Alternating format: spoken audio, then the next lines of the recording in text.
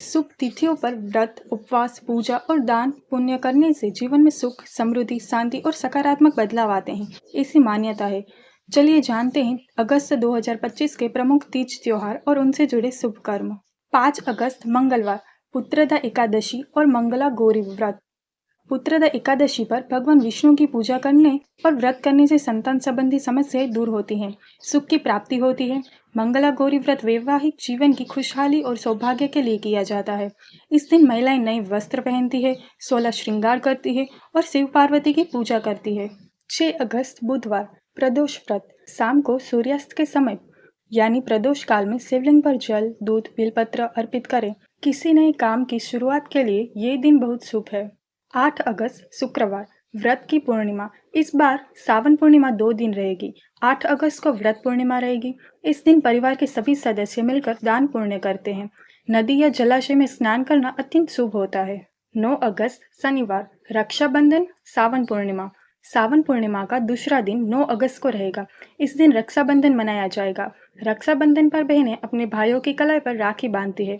इसके साथ ही इस दिन अपने इष्ट देव को भी रक्षा सूत्र बांधना चाहिए। इस साल रक्षाबंधन पर भद्रा नहीं रहेगी, इस कारण पूरे दिन इस पर्व से जुड़े शुभ कर्म किए जा सकते हैं। 12 अगस्त मंगलवार, कजरी तीज, संकष्टी चतुर्थी। कजरी तीज के दिन विवाहित महिलाएं व्रत रखती हैं और भगवान शिव के साथ देवी पार्वती की पूजा करती हैं।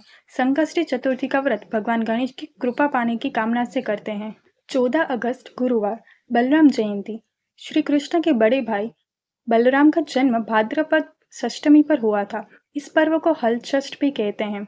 इस दिन किसान अपने हल की पूजा करते हैं। भगवान बलराम की जयंती पर उनकी पूजा की जाती है।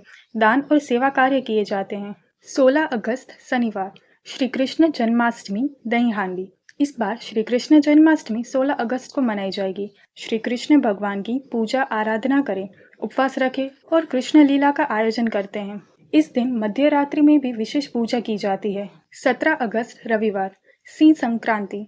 सिंह संक्रांति पर सूर्य देव की पूजा करें और नई शुरुआत के लिए योजना बनाएं। इस दिन व्रत उपवास भी कर सकते हैं। 19 अगस्त मंगलवार, अजा एकादशी। अजा एकादशी का व्रत भगवान विष्णु की कृपा पाने की कामना से किया जाता है। इससे जीवन में शांति आती है और आर्थिक स्थिरता मिलती है।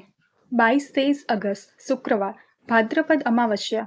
इस तिथि पर पितरों के लिए धूप, ध्यान, श्राद्ध कर्म किए जाते हैं और पिंडदान किया जाता है। इससे उनका आशीर्वाद प्राप्त होता है।